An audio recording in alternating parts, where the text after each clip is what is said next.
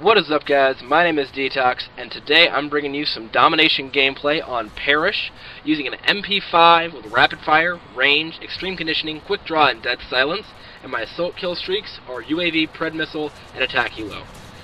And what I want to talk about today is kind of a top 5 for Black Ops 2, and not the kind of top 5 that a lot of people put out during the summer, where it was things specific to the game.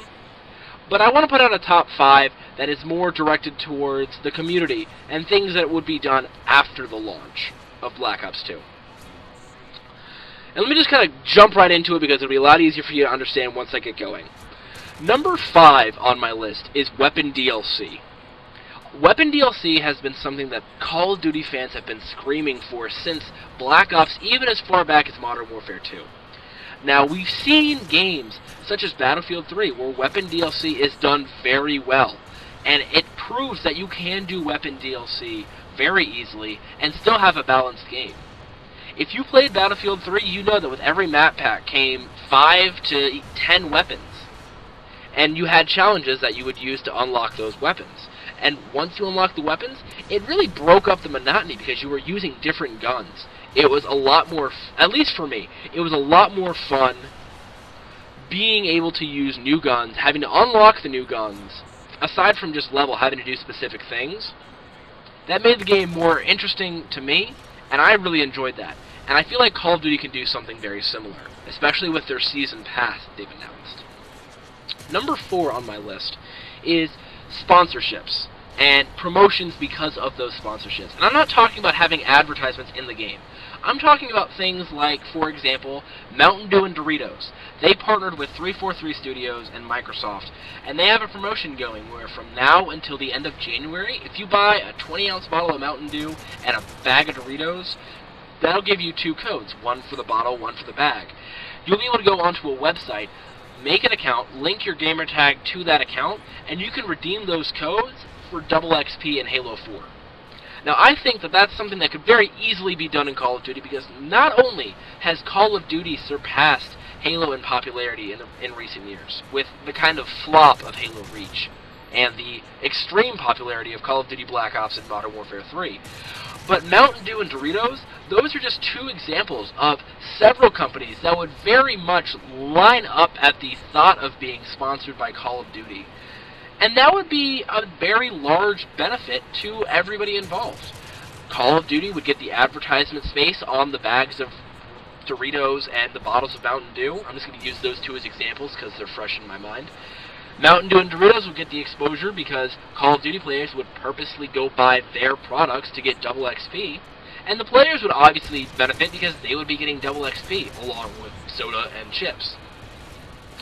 So, I'm not sure why something like that hasn't been done, although it would be very easy to do something like that, as we can see with this current Halo 4 promotion.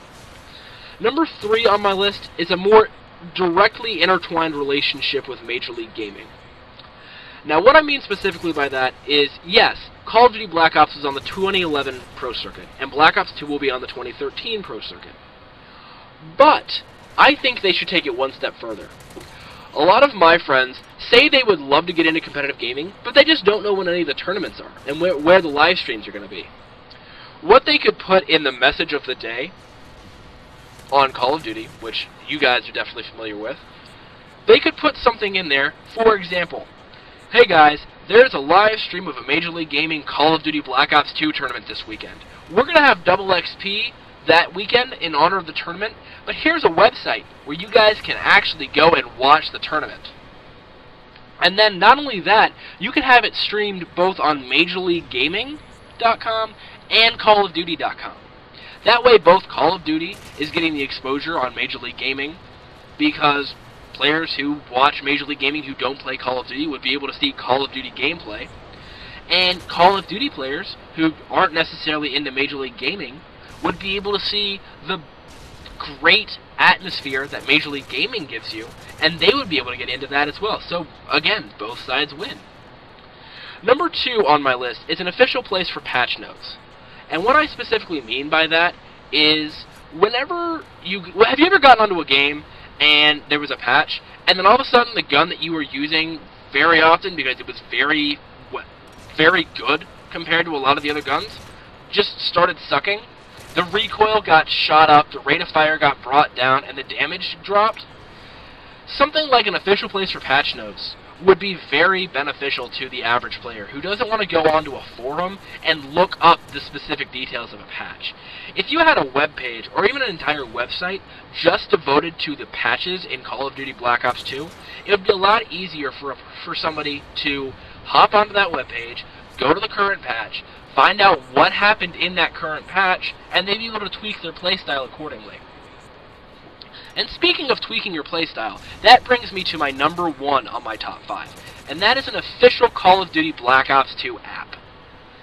Now, there are several unofficial apps that do things very, very well. They give you damage ratings, they give you map layouts, they give you perk tips on how to most effectively use each perk.